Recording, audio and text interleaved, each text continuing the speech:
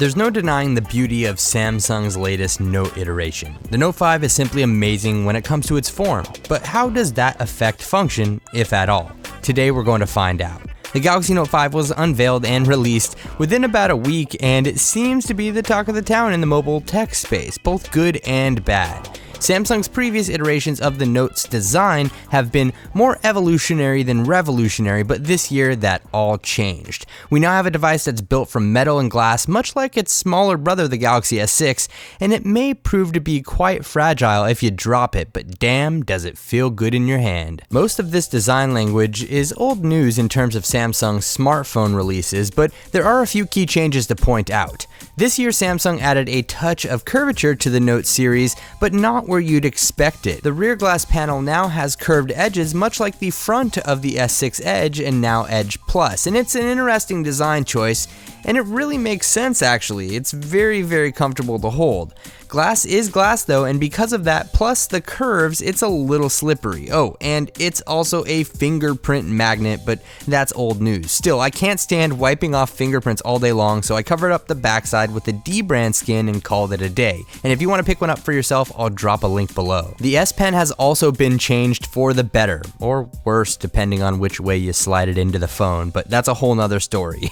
The S Pen sits nearly flush with the bottom of the device and can be removed from its silo with a simple press or click on its top end. It's certainly a very satisfying click and something that can be somewhat habit forming if you're into that kind of thing. But more important than the things being added with this fresh design, there are a few important things that were laid to rest. First up, say goodbye to your precious IR blaster because it's gone. There's also no replacing the 3000 mAh battery inside or expanding the storage via micro SD card because, well, everything here is basically taped together with some very strong adhesive. Yes, I agree this sucks, but complaining about it won't bring it back. I mean, it is what it is, like it or not. At the end of the day, Samsung has built a very pretty phone. Solid frame, slick curves, glass walls, and basically a notified Galaxy S6, and I'm okay with that for now.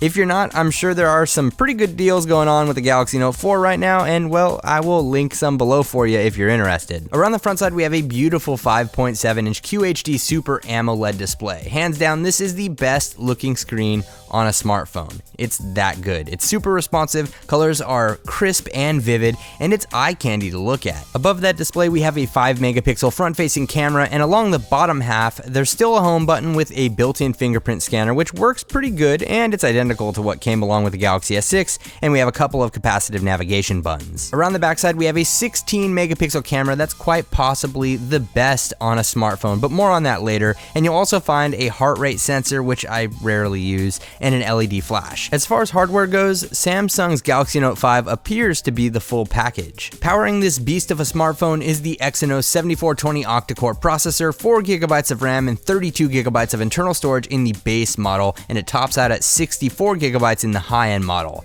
The Note 5 ships with Lollipop, and everything is smooth as far as software is concerned. The internal specifications handle just about everything you'd need, and I've had a very fluid experience with the software, especially compared to the Note 4's iteration of Android and its skinned features. Software elements are a bit different from previous Samsung devices, but if you've used one before, you'll have no problem navigating it. Obviously, the main reason you'd buy a Galaxy Note is for the S Pen, large screen, and multitasking features that come along with it. Samsung's standard multitasking features are available again, and I've always found them to be useful on a display of this size. It's definitely a power user phone, but the multitasking isn't exactly what makes the Note so desirable. Personally, I've never been a fan of the S Pen, but there is one feature this time around that has sold me on it altogether.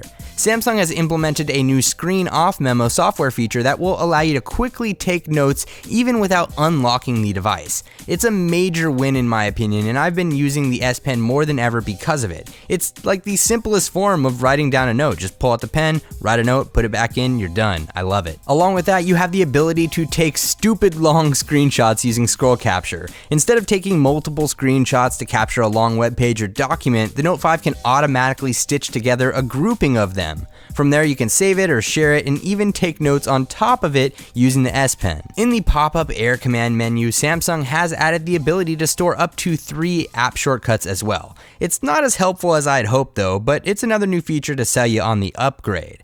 I'd just prefer to tap the app on my home screen instead of pulling out the S Pen to launch it, but it's helpful if you keep any pen-related apps there for easy access, I guess. As for camera performance, this thing is a boss all around. It's safe to say that at this very moment in time, Samsung has the best camera on a smartphone, hands down. The camera app launches almost instantly simply by double pressing the home button, and picture taking is super fast. It really makes everything easy to do. You get the shot you wanted the first time. This 16 megapixel shooter with optical image stabilization works wonders in the photography department. Pictures are stunning and low light performance is at its best. This sensor may be the same when compared to the Galaxy S6's camera, but with enhanced stabilization across the board here, there's no stopping this beast. I've put together a full gallery of photos taken with the Galaxy Note 5, and if you're interested in checking it out and analyzing them for yourself, I will leave a link below for you. Words do it no justice. You really have to see it for yourself. Along with crispy photos, we also have video recording up to UHD resolution, and the optical image stabilization keeps everything smooth in this department as well.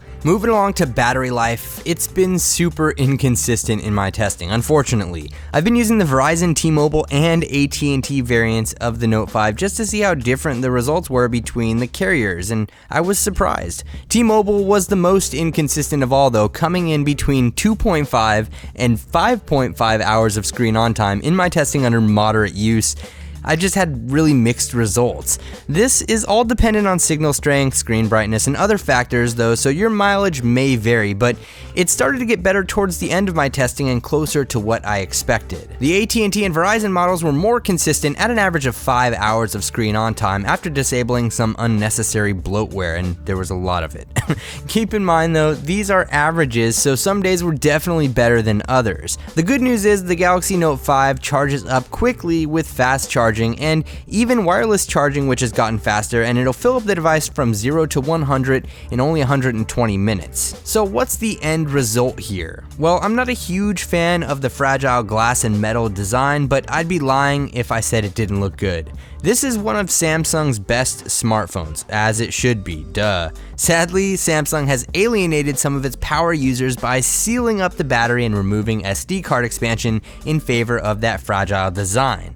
Is it worth the money? Well, that's somewhat subjective. It is a great phone with an amazing camera and for the most part, pretty solid battery life when it's consistent.